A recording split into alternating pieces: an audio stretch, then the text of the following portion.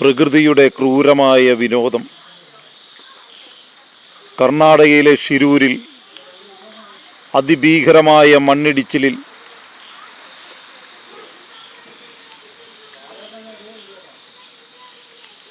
സന ഹനുമന്തപ്പ എന്ന സ്ത്രീയുടെ മൃതശരീരം കിട്ടിയിരിക്കുന്നു. ദാരുണമായ ഈ സംഭവത്തെ തുടർന്ന് നിരവധി ആളുകൾ മരണപ്പെട്ടു. ഗംഗാവലി പുഴയുടെ 12 കിലോമീറ്റർ മാറി ഗോകർണിയിലാണ് സന ഹനുമന്തപ്പയുടെ മൃതശരീരം